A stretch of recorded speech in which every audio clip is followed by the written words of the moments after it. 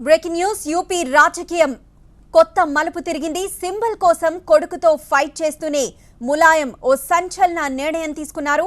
అఖిలేష్ నే మళ్లీ తమ పార్టీ తరపున సీఎం అభ్యర్థిగా ప్రకటించారు. దీంతో ములాయం సింగ్ కొడుకు ముందు ఓటమిని అంగీకరించినట్లయింది. సమాజ్వాదీ పార్టీ రెండు ముక్కలైందన్న సమయంలో ములాయం చేసిన ఈ ప్రకటన అందర్నీ అవాక్కయ్యేలా చేస్తోంది. అఖిలేష్ పేరును ములాయం ప్రకటించారు సీఎం అభ్యర్థిగా.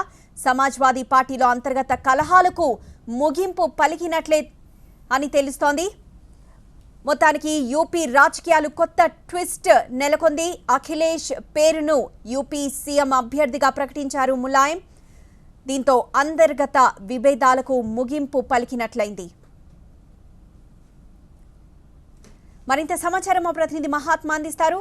మహాత్మా, ములాయం సింగ్ అఖిలేష్ ను సీఎం అభ్యర్థిగా ప్రకటించడంతో ఇక సమసిపోయినట్లేనా? ఎన్నికల తేదీ సమీపిస్తున్న కొద్దీ ఈ సమాజ్వాదీ పార్టీ రెండు ముక్కలైన నేపథ్యంలో దాన్ని సరిదిద్దే ప్రయత్నాలు అంటే దిద్దుబాటు చర్యలు ములాయం సింగ్ చేపట్టారని చెప్పుకోవచ్చు. నిజానికి తండ్రి కొడుకుల మధ్య సయోధ్య కుదిర్చేందుకు గత కొద్ది రోజులుగా పార్టీలో ఉన్న సీనియర్ నేతలు శతవిధాలుగా ప్రయత్నిస్తూనే ఉన్నారు. కానీ ఈ తండ్రి కొడుకుల మధ్య విభేదాలు ఇప్పుడే కలిసిపోయినట్టుగా ఉంటాయి. మరుక్షణంలోనే మళ్ళీ విడిపోయినట్టుగా మళ్ళీ విభిన్నమైన ప్రక్రియలు చేసుకుంటూ వస్తూ ఉన్నారు. ఇంతకాలంగా చూస్తున్నాం మనం వారిద్దరి మధ్య చోటు చేసుకున్న పరిణామాలన్నీ కూడా ఇదే తరహాలో ఉన్నాయి.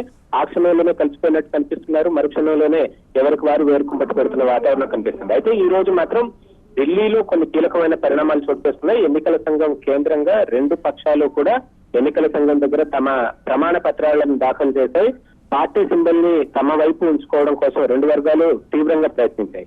అయితే ములాయం కొడుకు చేతిలో ఓటమి తప్పదు అని నిర్ణయానికి వచ్చారో మరో కారణమో తెలియదు కానీ కొడుకు పేరునే తదుపరి ముఖ్యమంత్రి అభ్యర్థిగా అంటే ఎన్నికల్లో గెలిస్తే అఖిలేష్ ముఖ్యమంత్రిగా కొనసాగుతారన్న ప్రకటన తేడా ఇప్పుడు ఈ పరిణామాలకు మరింత ఊతమిచ్చిందని చెప్పుకోవచ్చు. నిజానికి గతంలో ఒక సందర్భంలో ములాయంని మీడియా సమావేశంలో ప్రశ్నించినప్పుడే ఈ తదుపరి ముఖ్యమంత్రి అభ్యర్థిగా ఎవరుంటారని చెప్పినప్పుడు ఆయన స్పష్టత ఇవ్వలేదు. దానివల్లనే ఈ విభేదాలు ఇంత తీవ్ర స్థాయికి వస్తే మళ్ళీ వాటిని ఆయన ఒక ముగింపు దశగా తీసుకెళ్లారని చెప్పుకోవచ్చు. Right, thank you Mahatma.